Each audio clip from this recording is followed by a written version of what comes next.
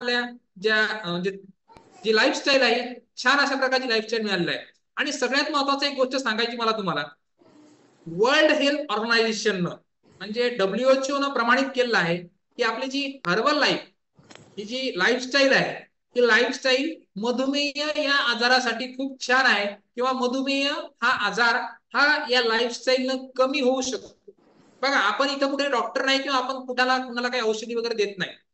इथं फक्त आपण न्यूट्रिशनवर काम करतो, आणि फक्त आणि आपल्या डेली रुटीन आपलं कसं असायला पाहिजे या संदर्भात आपण मार्गदर्शन करत असतो. येस. तर सिम्पटम्स ऑफ डायबिटीस, आता हे तर आपण बघितले बघा. ऑलवेज टायर्ड, नेहमी म्हणजे थकावट येणं, ऑलवेज हंग्री, भूक लागणं, ब्लरी व्हिजन, म्हणजे आपल्याला अंधुक अंधुक दिसणं.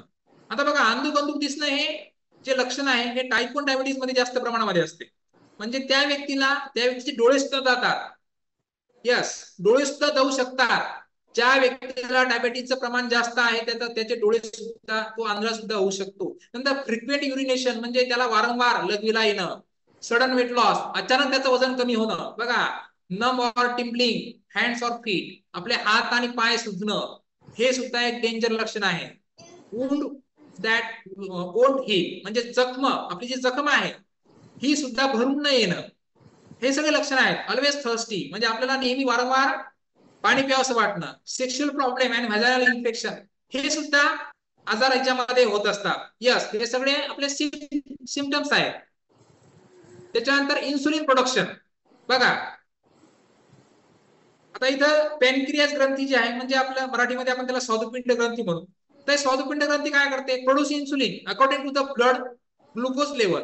आता बघा, इथं सांगितलं आपल्याला ब्लडच्या म्हणजे ग्लुकोज लेवल नुसार आपल्या शरीरामध्ये इन्सुलिन तयार होत असते. जितकं पाहिजे तितकं इन्सुलिन तयार होते. म्हणजे आपल्या रक्तातलं जर blood level sorry sugar level जर वाढलं, तर इन्सुलिनचं लेवल सुद्धा वाढतं. आपण आणखीन शुगर लेवल वाढवलं, इन्सुलिनचे लेवल परत वाढते. पण एक अशी स्टेज येते की इन्सुलिनचं प्रोडक्शन हे बंदच होऊन जाते, कंटाळून जाते. ते म्हणते की अरे बाबा, तू किती वाढवायला ब्लड शुगर, आणि मी थकून गेलोय, आपला अवयव थकून जातो, आणि त्यावेळेस इन्सुलिनचं प्रोडक्शन बंद होऊन जाते, आणि ती स्टेज येते म्हणजेच diabetes. Yes. On the other hand, despite eating so often and lot the patients lose weight, म्हणजे इथं बऱ्याच जणांचं वजन सुद्धा कमी होते. म्हणजे जे पेशंट्स आहेत, तर डाएट प्लॅन कशा कशा कशा प्रकारचा असायला पाहिजे? Small daily nutrition needs should be taken frequently but small portion. आता बघा, स्मॉल पोर्शन म्हणजे मी असं म्हणणार नाही की तुम्ही कमी कमी खा म्हणून. स्मॉल पोर्शन मध्ये असं नाही की तुम्ही कमी कमी खा म्हणून. स्मॉल पोर्शन म्हणजे low glycemic index, low GI, ह्याचा पचायला हलका आहार हा खूप गरजेचा आहे. जर जे जड अन्न आहे, जे जड अन्न, हाय कॅलरी फूड जर आपण खात असू, तर हे सरासर चुकीचं आहे. जे मधुमेह रुग्ण आहेत, यांना लो ग्लायसेमिक इंडेक्स आणि ज्याच्यामध्ये लो कॅलरी असतात, असा आहार घेणं खूप गरजेचं आहे. की जे आपल्या वेलनेस परिवारामध्ये वारंवार ते सांगितलं जातं. काय सांगितलं जातं? की तुम्ही कमी कॅलरीचं अन्न घ्या. तुम्हाला आता प्रत्येकाला बघा, आपण बऱ्याच जणांचा बीएमआय रिपोर्ट काढलाच असणार आहे. तर तुमच्या बीएमआय रिपोर्ट मध्ये तुम्हाला रेस्टिंग मेटाबॉलिझम रेट आरएमआर, म्हणजे तुम्हाला डेली किती कॅलरी लागतात हे सुद्धा तुम्हाला तुमच्या वेलनेस कोचने सांगितलेलं आहे. मग तुम्हाला जितके कॅलरी लागतात तितक्याच घ्या ना. त्याच्यापेक्षा जर जास्त कॅलरी घेत असाल तर नक्कीच ते हानिकारक आहे. बघा, जास्त खाल्ल्याने लोक मरतात, कमी खाल्ल्याने लोक मरत नाहीत. पूर्वीच्या काळी लोक उपाशी राहायची, 100 100 वर्ष जगायची. आताच्या काळामध्ये एक भस्म्या म्हणजे म्हणजे वारंवार खाण्याच्या सवयी झालेल्या आहेत लोकांना. म्हणजे एक प्रकारे व्यसन जडलेलं आहे. हे खाऊ का ते खाऊ, ते खाऊ का हे खाऊ. घरामध्ये आलं की बऱ्याच, आता मी नाव सांगत नाही, परंतु बऱ्याच ठिकाणी आम्ही जेव्हा बीएमआय करायला जातो, तेव्हा जाड मुलं, म्हणजे कमी वयाची मुलं किंवा मुली बघून असं अक्षरशः असं वाटतं की अरे, यांना किती सांगावं की आपण, अरे अशा तुम्ही चुकीच्या लाईफस्टाईल जगत आहे. तुम्हाला निरोगी आणि हेल्दी जगायचं असेल तर थोडस तुमच्या आहाराकडे लक्ष द्या. कमी कॅलरीचा आणि कमी ग्लायसेमिक इंडेक्स, लो जीआय असलेला आहार घेणं खूप गरजेचं आहे. यस. आता त्याच्यासोबतच आपल्याला diet and exercise can help to prevent from diabetes. आता बघा, हे खूप महत्वाचं आहे. डाएट सोबतच एक्सरसाइज ही सुद्धा खूप महत्वाची आहे. आता एक्सरसाइज काय करते, आता याचा रोल तुम्हाला सांगत आहे मी.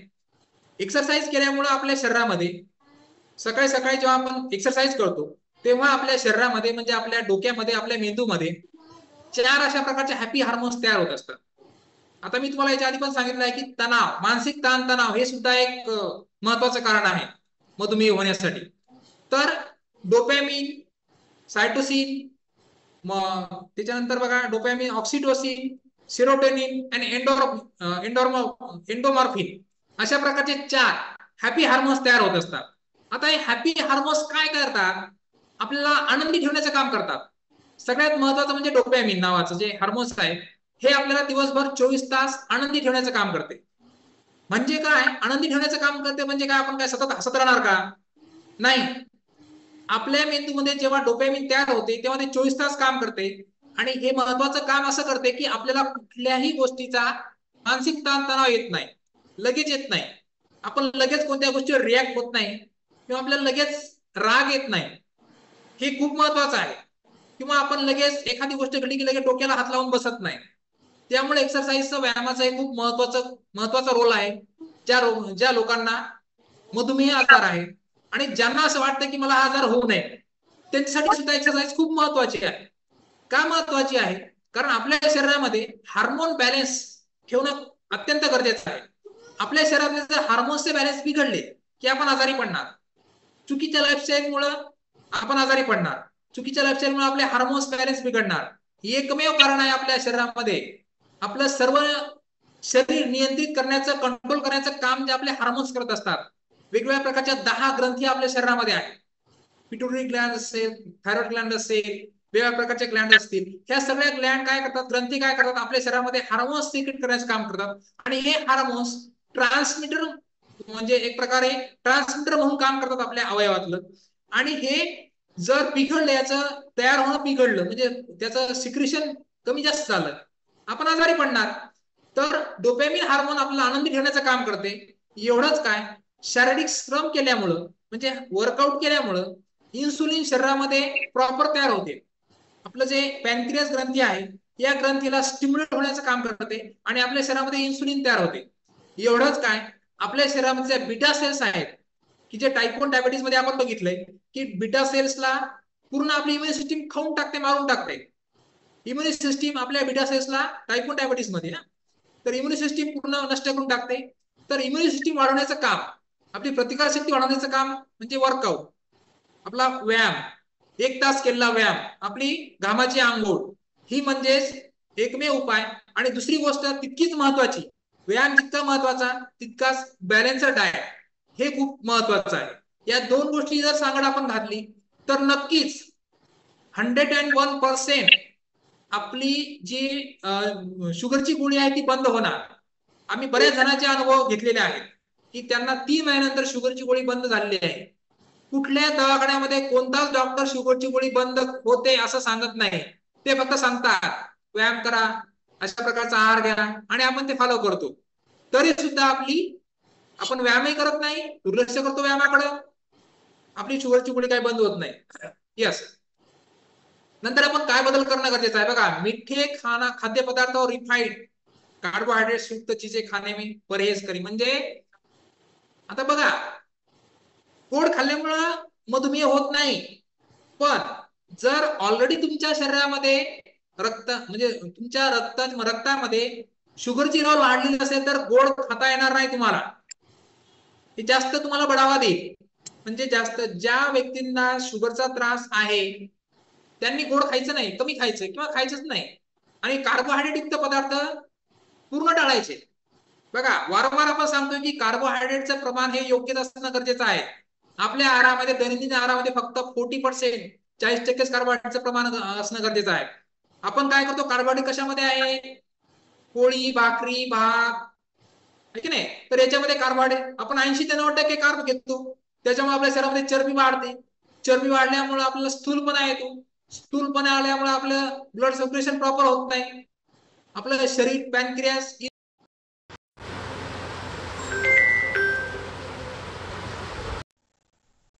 आपल्या चुकीच्या लाईफस्टाईलमुळेच हे डिसऑर्डर आपल्याला होत असतात. त्यामुळं कार्बोहायड्रेटचं प्रमाण आपल्या आहारामध्ये फक्त आणि फक्त 40% असणं गरजेचं आहे.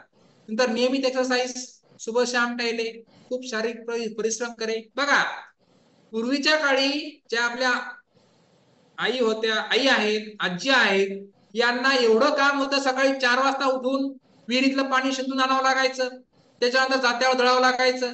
15 ते 20 जणांसाठी स्वयंपाक करावा लागायचा जात्यावर दळून, आणि त्याच्यानंतर शेतात जाऊन काम करावं लागायचं. नंतर घरी आल्यावर परत संध्याकाळी असं रुटीन, म्हणजे कंप्लीट 12 ते 15 तास त्यांना काम करावं लागायचं. एवढं काम जर त्यांनी केल्यामुळे त्यांना कुठल्याही प्रकारचा आजार नाही. इव्हन आया बहिणीच नाही तर पुरुष मंडळी सुद्धा भरपूर काम करायची, शारीरिक श्रम अधिक होतं. आताच्या काळामध्ये शारीरिक श्रम खूप कमी झालेलं आहे. इव्हन शेतकरी सुद्धा, मला त्यांना नाव ठेवायचं नाही, परंतु शेतकरी सुद्धा आपण काम आपल्याला खूप कमी झालेलं आहे. तंत्रज्ञान वाढलेलं आहे, सर्व जी कामं आपण ट्रॅक्टरने करतो. इव्हन ऑफिसचे काम आपण बैठे काम जास्तीत जास्त करतो. त्याच्यामुळं शारीरिक श्रम कमी झाल्यामुळे आपल्या रक्तातील शुगर वाढते. का वाढते? कामच पडत नाही तिचं. शुगरचं काम पडते का? पडतच नाही. शुगरचं काम पडत नाही म्हणजे एनर्जीची जास्त गरज पडत नाही ना.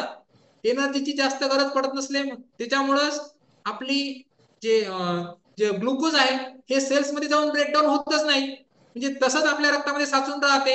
त्याच्यामुळेच हा आजार होत असतो. नंतर अधिक से अधिक मात्रा में पाणी पिये. बघा,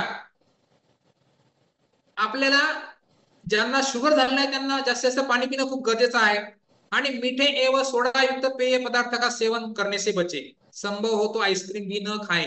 बघा, आपल्याला खायची खूप आवड असते. कुठेतरी बाहेर गेलं की आपल्याला आईस्क्रीम खावंसं वाटते, कुठेतरी आपल्याला चमचमीत खावंसं वाटते, आपल्याला जिभेला जे पाहिजे ते आपल्याला खावंसं वाटते. आपल्या शरीरासाठी काय पाहिजे ते आपल्याला जमत नाही, किंवा आपण टाळतो त्या गोष्टी. आपल्या शरीरासाठी काय हवंय, किंवा दवाखान्यामध्ये जाऊन आपण इमॅजिन सुद्धा करत नाही की दवाखान्यामध्ये गेल्यानंतर आपला माइंडसेट काय असेल, किंवा दवाखान्यातली परिस्थिती काय असेल. बघा बरं, 2 दिवस तुम्ही बेडवर झोपून दवाखान्यातल्या, किती म्हणजे असं माणूस असं वाटतं की आपण किती म्हणजे ताबडतोब घरी जावं, नको ती जीवन असं वाटते. परंतु कधी जोपर्यंत आपण दवाखान्यात जात नाही तोपर्यंत आपण आपल्या चुकीच्या लाईफस्टाईलने जगत असतो. तर या सगळ्या गोष्टी आपण टाळायला पाहिजेत. आणि ह्या जर गोष्टी जर टाळल्या तरच आपण निरोगी जीवन जगू. निरोगी जीवन जगण्यासाठी परत एक महत्वाची गोष्ट म्हणजे आपल्याला जर निरोगी राहायचं असेल तर आपल्याला स्वतः मेहनत घ्यावी लागेल. आता मेहनत नेमकी कोणती घ्यायची? फक्त आणि फक्त योग्य आहार आणि योग्य पद्धतीनं व्यायाम हा सुद्धा खूप गरजेचा आहे. बघा, अगर आपके शरीर का वजन बढ़ गया तो उसे शीघ्र नियंत्रित करे, अन्यथा शुगर होने का खतरा बढ़ सकता है. जर आपलं वजन 10, 5, 15 किलो जर 20 किलो जर वाढलेलं असेल तर कमी करणं खूप गरजेचं आहे. शुगर होण्याची दाट शक्यता आहे. आपलं जर वजन वाढलं तर आपल्या शरीरात चरबीचं प्रमाण वाढणार, म्हणजे शुगर लेवल नक्कीच वाढणार. त्यामुळं वजन कमी करणं हा एकमेव उपाय आहे. जर तुम्ही तुमचं वजन कमी केलं आणि तुम्हाला जर शुगर जरी असेल तरी तुमचं शुगरची गोळी बंद होणार. एवढंच काय, जर तुमचं वाढलेलं वजन असेल आणि तुम्हाला प्री डायबिटीज काही लक्षणं जाणवत असतील, जसं की तुमची जखम हील न होणं, किंवा वारंवार लगेचा त्रास असेल, थकवा येत असेल, ही सगळी आता एवढे सारे लक्षणं, याच्यापैकी एखादं जरी लक्षण आपल्याला जाणवत असेल, चालताना धाप लागणं, हे सुद्धा बऱ्याच जणांना होते, हे सुद्धा प्री डायबिटीज लक्षण आहे. हे न होण्यासाठी आपलं वजन कमी करणं हा एकमेव उपाय आहे. नंतर धूम्रपान एवं अल्कोहल का सेवन ना करे, अन्यथा शुगर होने की संभावना बढ़ सकती है. म्हणजे आपण जर अल्कोहोलिक असो किंवा आपण जर धूम्रपान करत असू तरी सुद्धा आपल्या शरीरातील साखरेची लेवल वाढणार. नंतर सगळ्यात महत्वाचं आणि सगळ्यात महत्वाचं म्हणजे अधिक फायबर एवं प्रोटीन युक्त भोजन. बघा, अधिक फायबर आपल्या आहारामध्ये जास्तीत जास्त फायबर असणं गरजेचं आहे. गाजर, काकडी, टोमॅटो, सलाड, आता याच्यातून आपल्या शरीराला फार कमी फायबर मिळते. जर आपण आपल्या शरीराला फायबरची किती गरज असते? 25 ग्रॅम, 25 ग्रॅम आपल्या शरीराला फायबरची गरज असते. आणि जर आपण 2 किलो काकड्या जर खाल्ल्या तर आपल्याला 25 ग्रॅम 25 ग्रॅम फायबर मिळणार. 2 किलो काकड्या खाऊ शकतो का आपण? नाहीच खाऊ शकत. आपलं जे इंडियन डाएट आहे, या इंडियन डाएट मधून आपल्याला हार्डली 5 ते 10 ग्रॅम फायबर मिळते. मग या फायबरच्या कमतरतेमुळे आपली ब्लड शुगर वाढते. तसेच प्रोटीनयुक्त भोजन, आपल्या इंडियन डाएट मध्ये प्रोटीनचं फार आणि फार कमी प्रमाण आहे. प्रत्येकाला वजनाच्या जर आपलं वजन 60 किलो असेल तर 60 ग्रॅम प्रोटीनची गरज असते. एखाद्याचं वजन जर 80 किलो असेल तर त्याला 80 ग्रॅम प्रोटीनची गरज असते. मिळते का एवढं प्रोटीन? नक्कीच मिळत नाही. आपल्या अन्नातून आपल्याला हार्डली जास्तीत जास्त 20 ते 25 ग्रॅमच प्रोटीन मिळत असते. त्या प्रोटीनच्या कमतरतेमुळे सुद्धा ब्लड शुगर वाढत असते आपल्या शरीरामध्ये. आपली इम्युनिटी प्रॉपर काम करत नाही. तर फायबरयुक्त पदार्थ असणं गरजेचं आहे. तर आपल्या या वेलनेस परिवारामध्ये फायबरयुक्त पदार्थ, ज्या व्यक्तींना डायबिटीसचा त्रास आहे त्यांना आपण ऍक्टिव्ह फायबर कॉम्प्लेक्स, फॉर्म्युला 1 सोबत ऍक्टिव्ह फायबर कॉम्प्लेक्स देत असतो. त्याच्यासोबत त्यांना आपण ओमेगा 3 सप्लिमेंट सुद्धा देतो, म्हणजे हर्बल लाईफ लाईन. याच्यामुळे काय होते, तुमचं ब्लड सर्क्युलेशन प्रॉपर होते. म्हणजे कार्डिओव्हास्क्युलर ऍक्टिव्हिटी ह्या खूप महत्वाच्या आहेत. बघा, मधुमेह असा आजार आहे, एकच आजार आहे नावामध्ये, परंतु आपली पूर्ण सिस्टीम डॅमेज करून टाकतो. आपले पूर्ण सगळे अवयव डॅमेज करून टाकतो. आपलं लंग्स असेल, लंग्स नाही, कार्डिओव्हास्क्युलर, जे आपल्या म्हणजे ज्या ज्या ठिकाणी आपलं रक्त पोहोचते, हृदय, किडनी, वेगवेगळ्या प्रकारच्या कॅपिलरीज म्हणजे बारीक बारीक नसा, आपल्या शरीरामध्ये ज्या नसा आहेत, ह्या वेगवेगळ्या प्रकारच्या नसा, म्हणजे ज्या ज्या ठिकाणी रक्त संचय म्हणजे रक्ताचं सर्क्युलेशन जास्त आहे, ते अवयव ते निकामी करून टाकण्याचं काम करते. म्हणजे बघा, महत्वाचे आपलं लिव्हर, या सगळे जे आंतरिंद्रिय आहेत हे डॅमेज करण्याचं काम ब्लड शुगर वाढल्यामुळे होत असते. त्याच्यामुळे ब्लड शुगर नियंत्रित करणं खूप गरजेचं आहे. ब्लड शुगर को नियंत्रित करने के लिए विटामिन डी बहुत जरूरी है, इसलिए विटामिन डी की शरीर में कमी न होने दे, हे खूप महत्वाचं आहे. आता बघा, विटामिन डी, आता विटामिन डी कशामध्ये मिळते? कोवळ्या सूर्यप्रकाशामध्ये मिळते. बसतो का आपण उन्हामध्ये जाऊन? म्हणजे 8 वाजायच्या आधी, 8च्या आधी आपण उन्हामध्ये जाऊन बसतो का? नाही बसत. तर विटॅमिन डी, तसेच आपलं जे वयाच्या 40 नंतर आपल्या शरीरामध्ये कॅल्शियम आणि विटॅमिन डी ची कमतरता भासत असते. परत विटॅमिन डी काय करते? विटॅमिन डी आपल्या शरीरामध्ये कॅल्शियम शोषून घेण्याचं काम करते. तर कुठेतरी आपले हाडं मजबूत करण्याचं काम सुद्धा विटॅमिन डी करते. तर ब्लड शुगर नियंत्रित करण्याचं काम विटॅमिन डी सुद्धा करत असते. त्याच्यामुळे विटॅमिन डी ची कमतरता आपल्या शरीरामध्ये होऊ द्यायची नाही. त्याच्यासाठी आपण कॅल्शियम आणि जॉईंट सपोर्ट हे सुद्धा सप्लिमेंट घेऊ शकतो. हे सगळं सप्लिमेंट आहे, म्हणजे आपल्याला अन्नातून जे घटक मिळत नाहीत, हे सगळे घटक या सप्लिमेंट मधून मिळत असतात. ऍक्टिव्ह फायबर कॉम्प्लेक्स, फॉर्म्युला 1 म्हणजे आपला जो शेक सकाळचा, त्यानंतर ओमेगा 3, त्याच्यासोबतच आपण व्हिटॅमिन डी हे मिळवण्यासाठी आपण कॅल्शियम आणि जॉईंट सपोर्ट हे सुद्धा सप्लिमेंट कंटिन्यू करणं फार गरजेचं आहे. यस. त्याच्यानंतर बघा, साईड इफेक्ट म्हणजे आपल्याला जर शुगर झाली किंवा मधुमेह जर झाला तर काय काय होऊ शकते. सगळ्यात महत्वाचं म्हणजे हार्ट डिसीज, आपल्याला अटॅक येऊ शकतो. कोणाला मी घाबरत नाही, पण सत्य परिस्थिती सांगत आहे. डोळे उघडे करून ऐका. आपल्याला हार्ट डिसीज सुद्धा होऊ शकतो, स्ट्रोक येऊ शकतो आपल्याला, कारण ब्लड सर्क्युलेशन प्रॉपर होत नाही. आपल्या रक्तवाहिन्यामध्ये कुठेतरी कोलेस्ट्रॉलचं प्रमाण वाढते. कोलेस्ट्रॉलचं प्रमाण वाढल्यामुळं ब्लड सर्क्युलेशन होत नाही आणि त्याच्यामुळं आपला हार्ट अटॅक येऊ शकतो. तसंच व्हिजन अँड हिअरिंग लॉस, आता मी तुम्हाला सांगितलं याच्या आधी, व्हिजन लॉस कशामुळे होते, म्हणजे आपण आंधळे का होऊ शकतो? कारण आपल्या डोळ्यामध्ये कॅपिलरी असतात. कॅपिलरी म्हणजे रक्तवाहिन्या, बारीक बारीक केशवाहिन्या असतात. आणि या रक्तवाहिन्या केशवाहिन्यामध्ये जर शुगरची लेवल वाढली तर आपल्या डोळ्यामध्ये सुद्धा म्हणजे रक्त उतरते आणि त्याच्यामुळे आपल्या डोळ्याचे सुजतात. आपल्या त्याच्या रेटिनावर त्याचा परिणाम होतो. आपल्या ज्या डोळ्यामध्ये जो रेटिना असतो, या रेटिनावर इमेज तयार होत असते. आपण जे बघतोय, आता मी तुम्हाला बघतोय किंवा तुम्ही मला जे बघताय, तर आपल्या रेटिनावर इमेज तयार होते, उलटी इमेज तयार होते. आणि जर रेटिना जर खराब झाला तर नक्कीच आपल्याला दिसणार नाही. हिअरिंग लॉस, ऐकू सुद्धा येत नाही. जर डायबिटीस झाला असेल, डायबिटिक पेशंटला ऐकायला सुद्धा येत नाही. स्वर दॅट डोंट हील फास्ट, म्हणजे जर एखाद्याला जखम झाली किंवा कट झालं कुठं, तर ते हिलिंग होत नाही.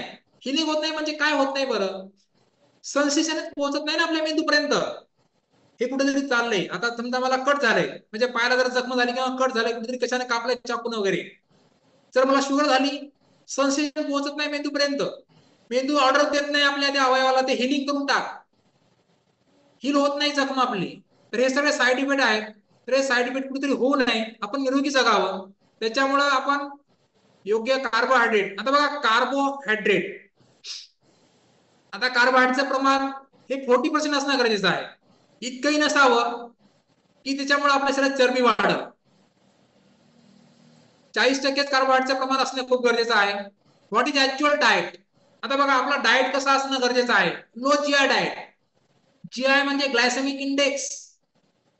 लहान मुलं सुद्धा पचायला हलका आहार. तुम्ही बघा फॉर्म्युला 1 आपल्या सप्लिमेंटवर, तर जीआय किती कमी आहे. Protein source diet. प्रोटीन सुद्धा गरजेचं आहे. परंतु आताची सत्य परिस्थिती अशी झालेली आहे, प्रोटीनयुक्त पदार्थ जर आपण बाहेरून किंवा बाजारातून जर घ्यायचा प्रयत्न जर केला, किंवा जर आपल्या अन्नातून आपल्याला जर प्रोटीन मिळवायचं झालं, तर फक्त 30%, 30% पोषण मूल्य राहिलेले आहे.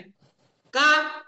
कारण सर्व म्हणजे आपण उत्पादन वाढवण्याच्या नादानं आपण जास्तीत जास्त कीटकनाशक याचा वापर करत आहोत, आणि त्याच्यामुळे कुठेतरी पोषण मूल्य कमी झालेले आहे, आणि प्रोटीन जे आपल्याला हवंय, जे पाहिजे ते आपल्या प्रॉपर अन्नातून मिळत नाही. नंतर ओमेगा 3, म्हणजे हर्बल लाईफ लाईन मी तुम्हाला म्हटलंय बघा, ओमेगा 3 म्हणजेच गुड फॅट. फॅटचे सुद्धा प्रकार आहेत, गुड फॅट आणि बॅड फॅट. गुड फॅट घेतल्यामुळे आपल्या रक्तातील शुगर लेवल जी आहे ती कमी होते, तसं ब्लड सर्क्युलेशन प्रॉपर होते. आणि बॅड फॅट, सॅच्युरेटेड फॅट आणि अनसॅच्युरेटेड फॅट. बॅड फॅट घेतल्यामुळे काय होते, आपल्या रक्तातील कोलेस्ट्रॉल लेवल वाढते. जर आपल्याला कोलेस्ट्रॉल लेवल वाढवायची नसेल तर ओमेगा 3 घेणं फार गरजेचं आहे. Vitamins and minerals. बघा, व्हिटॅमिन्स अँड मिनरल्स तितकाच महत्वाचा रोल आहे जितका प्रोटीन ओमेगा 3चा आहे. व्हिटॅमिन्स अँड मिनरल्स काय करतात, आपल्याला ताजतवानं ठेवण्याचं काम करतात, आपल्याला हेल्दी ठेवण्याचं काम करतात, आपला आळस येऊ देत नाही. ज्या व्यक्तींना डायबिटीज आजार आहे त्यांना दिवसभर असं थकल्यासारखं वाटते, झोपावंसं वाटते, आराम करावंसं वाटतो, कुठल्याही प्रकारचं काम करायला मन लागत नाही त्या व्यक्तीचं. आणि जर त्याला व्हिटॅमिन अँड मिनरल्स प्रॉपर मिळाली, ओमेगा 3 प्रॉपर मिळाला, त्याला प्रोटीनयुक्त डाएट जर मिळाला, तर ह्या सगळ्या गोष्टी जर त्याला मिळाल्या, एनर्जेटिक राहील, एनर्जेटिक वाटेल. आणि शुगर वाढल्यामुळे किंवा डायबिटीज झाल्यामुळे जे साईड इफेक्ट आहेत, हार्ट डिसीज असेल किंवा कोरोनरी डिसीज असतील, कार्डिओव्हास्क्युलर डिसीज असतील, हे होणार नाहीत. म्हणजे पुढच्या स्टेजवर डायबिटीज जाणार नाही, कुठेतरी कंट्रोल होऊन जाईल. हा कंट्रोल करण्यासाठी वेलनेस परिवारामध्ये येणं फार गरजेचं आहे, फार आणि फार गरजेचं आहे, अत्यंत गरजेचं आहे. यस. त्याच्यानंतर बघा फायबर. मी तुम्हाला आधी सांगितलं की आपल्याला 25 ते 35 ग्रॅम पर डे फायबर असणे गरजेचं आहे. जर आपल्या अन्नातून आपलं फायबर घ्यायचं असेल तर बघा, वेगवेगळ्या प्रकारचे पालेभाज्या, फळभाज्या, फळं, याच्यातून आपण फायबर घेऊ शकतो. यस. आहारातून आरोग्याकडे. बघा, आहारातून आपल्या आरोग्याकडे जायचंय. आपल्याला गोळ्या खाऊन जीवन जगायचं नाही, आपल्याला नुसतं दवाखान्यातल्या बेडवर झोपून बसायचं नाही, किंवा आपल्याला असं भीतीत घाबरत घाबरत जगायचं नाही. आपण आहार कसा घ्यायचा. आता मला माहिती आहे, एक तुम्हाला गोष्ट सांगतो. पेनिसिलिन, अलेक्झांडर फ्लेमिंग नावाचे शास्त्रज्ञ होते. त्यांनी पेनिसिलिन नावाचा अँटीबायोटिक तयार केले सुरुवातीला. आता इसवी सन मला आठवत नाही, जस्ट आठवते. तर पेनिसिलिन अँटीबायोटिक त्यांनी तयार केलंय, आणि तेव्हा त्यांनी त्या दिवशी जगाला एक गोष्ट सांगितली. जर तुम्ही आहार हा औषधी म्हणून जर घेतला तर या अँटीबायोटिकची किंवा औषधाची गरजच पडणार नाही. हे वाक्य अलेक्झांडर फ्लेमिंग, म्हणजे जे ज्यांनी पेनिसिलिन नावाचं जे तयार केलंय अँटीबॉडी, त्यांचं आहे. म्हणजे तुम्ही आहार जर औषधासारखा घेतला तर औषधाची गरज पडत नाही. परंतु तिच्या उलटी परिस्थिती आज आहे. आपण काय करतोय, आहार हा कमी होतोय आणि औषधे जास्त प्रमाणामध्ये घेतोय. म्हणजे औषधं आपण आहारासारखी घेतोय. बऱ्याच जणाला, ज्या ज्या लोकांना डायबिटीस आहे, ते असे बॉक्स घेऊन बसतात समोर गोळ्याचा. जेवणाच्या आधी एक, जेवताना एक, जेवण झाल्यावर 2, नंतर दुपारी 2-3. आठवण ठेवावं लागते त्यांना. परत डॉक्टरांनी सांगितल्याप्रमाणे वारंवार तुम्ही 3 टाइम जेवा, 4 टाइम जेवणाचे टाइम सुद्धा हुकू द्या जमत नाहीत. किती ताप झाला फॅमिलीला, बरोबर आहे की नाही. म्हणजे आपण आजारी पडायचं, त्रास आपल्या कुटुंबाला द्यायचा, हा कुठला न्याय निवाडा आहे. मग आपल्या शरीराची आपणच काळजी घेणं फार गरजेचं आहे. मग ती कशा प्रकारे घ्यायची, त्यासाठी welcome to wellness family, welcome to wellness परिवार. या वेलनेस परिवारामध्ये तुम्हाला चांगल्या सवयी लागतात. चांगलं जीवन, चांगल्या सवयी म्हणजे कोणत्या, सकाळी लवकर उठायचं, 1 तास वर्कआउट करायचं. वर्कआउट केल्यामुळे मी तुम्हाला आधी सांगितलंय, आपल्या शरीरामध्ये हॅपी हार्मोन्स तयार होतात. टेन्शन फ्री लाईफ जगते माणूस. कुठल्याही प्रकारचा ताणतणाव असो, येतच नाही ताणतणाव. किती काम करू द्या आपण, अजिबात थकवा येणार नाही. आणि योग्य आहार, सकस संतुलित आहार घेणं फार गरजेचं आहे. परंतु आपण काय करतो, सकल संतुलित आहाराच्या पैशाकडे बघतोय आणि दवाखान्यामध्ये लाखो रुपये घालतोय. आणि ही सुद्धा सत्य परिस्थिती आहे की दवाखान्यामध्ये जेव्हा आपण भरती होतो तेव्हा आपल्या पैसे खर्च करायचे की नाही करायचे हे आपल्या कुटुंबातील व्यक्ती ठरवतात. म्हणजे आपण जीवनभर कमाई करायची आणि आपल्या कुटुंबातील व्यक्ती ठरवतात की आता या माणसाला पैसा खर्च करायचा की नाही.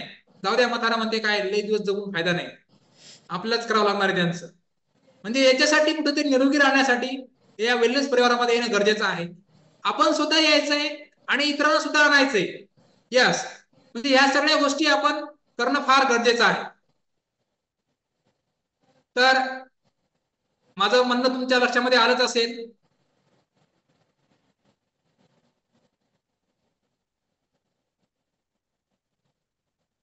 यस,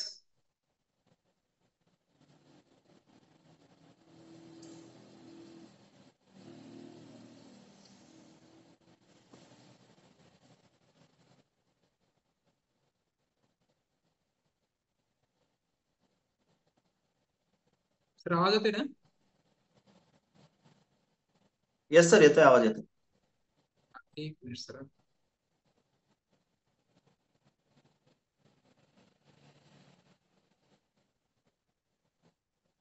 स्पॉटलाईट घ्यावरच माझा याचा लॅपटॉपचा प्रॉब्लेम झाला काहीतरी. मारी सर मला स्पॉटलाईट घ्यायचा. येस सर, येतो.